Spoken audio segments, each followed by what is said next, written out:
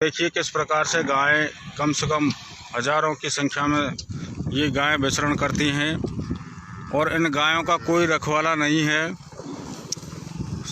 सरकार द्वारा इनकी तरफ कोई ध्यानाकर्षण नहीं किया जा रहा है।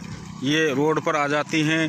ये जलाशय भरा हुआ है, सुआ की कोठी बोलते हैं इसको। टोडाभीम उपखंड में नांगल शेरपुर गांव के पास ये सुआ की कोठी है। यहाँ पर जल पीने के लिए ये गाय अक्सर आया करती हैं और देखिए किस तरीके से कितनी तादाद में ये गायें आपको दिखाई देंगी।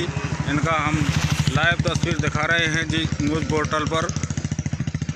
ऐसी भयानक स्थिति, भयंकर गर्मी में ये गाय प्यासी इधर उधर डोलती रहती हैं। खाने पीने की कोई व्यवस्था नहीं है इनके लिए और ये जलाशय भरा हुआ है। इस जल का एकमात्र स्थान होने की वजह से यहाँ काफ़ी संख्या में गायों की भीड़ दिखाई दे जाएगी। इसके बारे में कई बार उच्च अधिकारियों को भी अवगत करा दिया गया है, लेकिन आज तक कोई इन गायों की व्यवस्था नहीं की गई है। टोडाभीम उपखंड क्षेत्र में इस प्रकार की हज़ारों की संख्या में हर ग्राम पंचायत के अंदर गायों उपलब्ध मिल जाएंगी।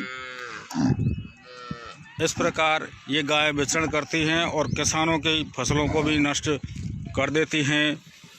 भूख प्यास से तड़पती हुई नज़र आने लग जाती हैं कभी कभी तो, लेकिन इस जलाशय के पास आकर ये हमेशा अक्सर पानी पिया करती हैं।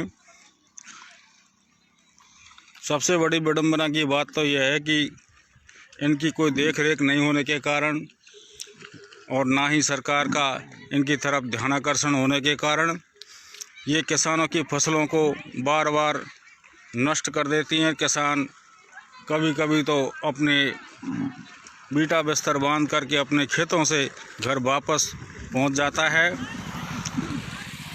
क्योंकि ये जिस खेत में पड़ जाती हैं या जिस खेत में होकर निकल जाती हैं उस खेत में कुछ भी नहीं बचता है।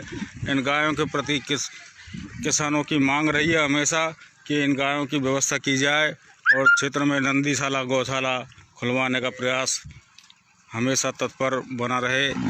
इस तरीके से किसानों की मांग के अनुसार नंदीशाला जल्द से जल्द खुलवाई जाए, जिससे किसानों को भी बेनिफिट मिले और इनसे कोई फसलों को नुकसान नहीं हो पाए। आप साफ तौर से देख रहे होंगे किस तरीके से ये गायें विचरण करती हैं, कितनी तादाद में हैं।